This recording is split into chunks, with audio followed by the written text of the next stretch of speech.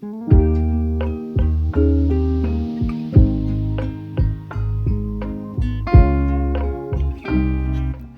I'm back with another little scrapbook collection of all the cool stuff I've seen this week, as well as a little bit of painting, and I wanted to talk about being a beginner. But first, let's say hello to this little dog, Poco. This is my sister's dog. She can't hear anything, but she's really, really happy. So what I wanted to talk about when it comes to being a beginner is something that I find really difficult. Getting your brain into the space of knowing that you're not going to be great at something and doing that practice anyway. So I've been thinking about it a lot because I've been watching my two children as they try and navigate the world and try and learn how to do everything from scratch, all that reading, writing, learning to speak. It's pretty amazing. And they just show up with such dedication and determination without even realizing that they're doing that. So it's something that I'd really like to put into my life too.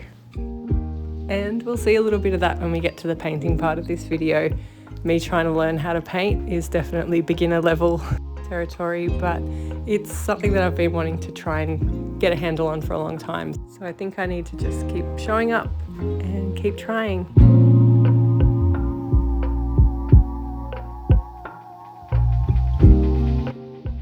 Okay, we're just going to say a little hello to Ben and Princess.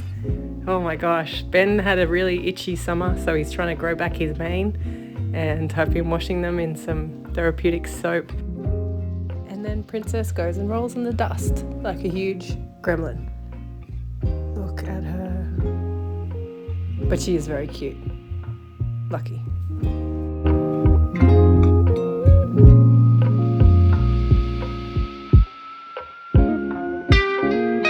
One of my favourite things about this time of year in this part of the world is the weather and the fact that the creek has turned green. It doesn't always look like this, so it's sort of straight out of a Creedence song.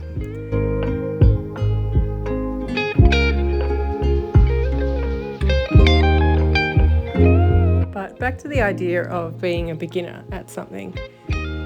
Try to think about how we remove the barriers that we put between us and a skill that we want to learn.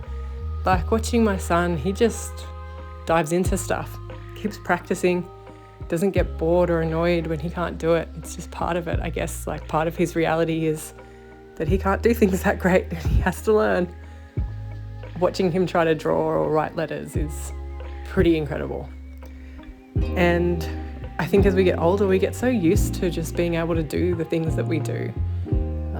We forget how to just sit with that discomfort of not being great at something or not being talented. I know so many times I've tried to pick up the banjo and practice consistently. It is now somewhere hidden in this house, probably rusted and mouldy, I don't know. And I just cannot, in my entire life, I've never been able to sit with the discomfort of not being able to play a musical instrument well. Because you totally lack that fluency of being able to express what it is you actually want to say. And it's so frustrating when you know what you want to do or the sound that you want to make, and it just doesn't come out, or you don't know how to do it, or the muscles in your hands don't work that way. It's such a hard thing to overcome. And I'm guessing that the answer is going to be in consistency of showing up. So at the moment in this season of my life, I don't really have a lot of time to consistently commit to anything or any kind of reliability on that front. But it's something that I would really like to experiment with more. Kind of like the 100 Days of Drawing challenge, that sort of thing. It's interesting to commit to consistency, even if it isn't a huge commitment, like 20 minutes a day or something, and just see what the results are. So hopefully that's something that I can find time for in the future. Let me know if you have any tips on how to be a beginner, how to deal with not being great at the thing you're trying to do, how to be cool with that. I'd love to know. Anyway, here's me trying to paint and ultimately going back to drawing with pencils because I cannot handle paintbrushes. but I guess it's something that maybe I'll slowly adapt to or try and ease my way into. I'll keep trying.